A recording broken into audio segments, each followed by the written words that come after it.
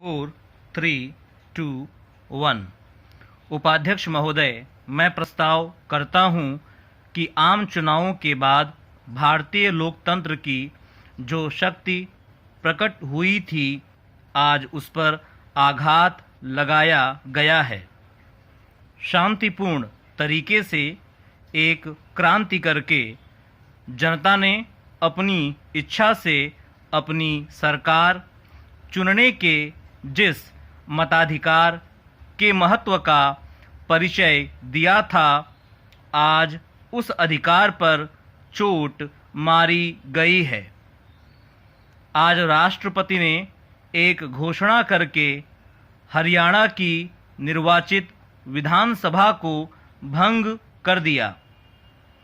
यह कार्यवाही हरियाणा के राज्यपाल की रिपोर्ट के आधार पर की गई। यह रिपोर्ट भारत सरकार को 17 नवंबर को भेजी गई। संविधान के अनुच्छेद 356 के अंतर्गत राष्ट्रपति को इस मत का अधिकार है कि वह राज्यपाल से रिपोर्ट प्राप्त होने पर या किसी अन्य जरिए से सूचना मिलने पर संतुष्ट होकर इस बात का निर्णय करे कि किसी राज्य की सरकार संविधान के प्रावधानों के अनुसार नहीं चल रही है। स्पष्ट है कि इस मामले में अन्य सूत्रों का उपयोग नहीं किया गया है। राष्ट्रपति का निर्णय राज्यपाल की रिपोर्ट पर आधारित है। राज्यपाल की रिपोर्ट हमारे सामने है। शायद सभी माननीय सदस्यों को उसका अध्ययन करने का मौका नहीं मिला होगा। मैं उस रिपोर्ट पर बाद में आऊँगा।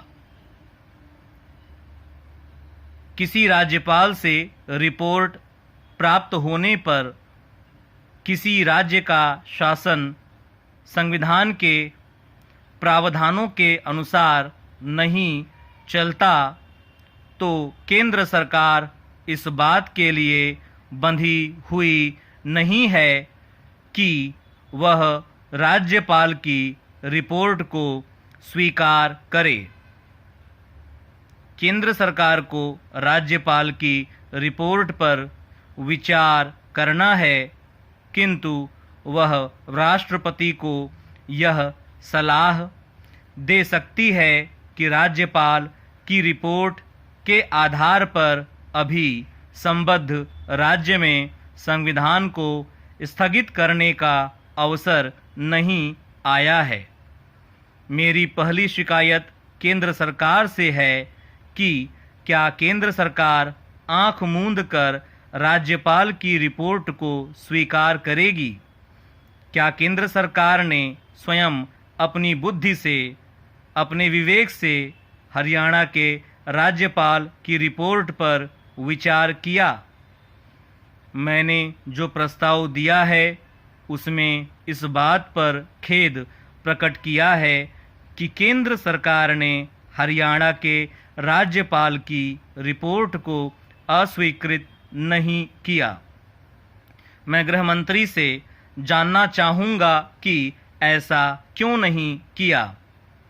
ऐसे उदाहरण हो चुके हैं जब राज्यपालों को उनकी रिपोर्ट पर पुनर्विचार करने के लिए रिपोर्ट वापस कर दी गई।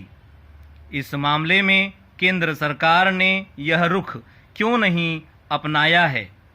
इसका स्पष्टीकरण यदि मंत्री जी कर दें तो इससे बहुत हद तक लोगों की शंका दूर हो जाएगी।